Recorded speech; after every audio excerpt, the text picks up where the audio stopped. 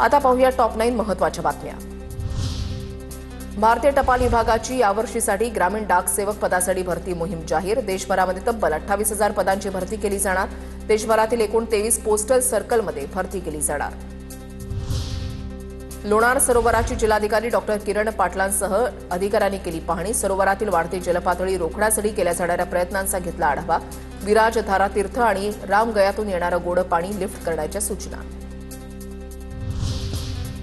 भंडाऱ्यामध्ये धान खरेदीचं उद्दिष्ट वाढलं नसल्यामुळे शेतकऱ्यांचं धान पडून संतप्त शेतकऱ्यांचं लाखांदूर तहसील कार्यालयाच्या समोर फटाके फोडो आंदोलन। फटाके फोडून सरकारला आता तरी जाग येईल अशी आशा असल्याची शेतकऱ्यांची प्रतिक्रिया।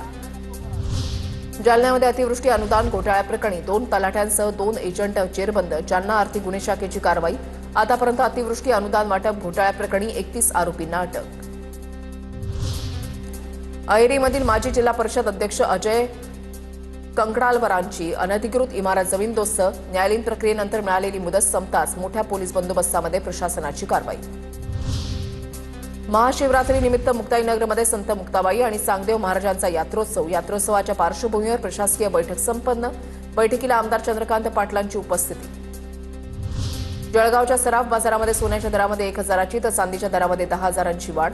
सोनं जीएसटीसह 1,54,500 रुपयांवर तर चांदीचा भाव 2,67,800 रुपयांवर।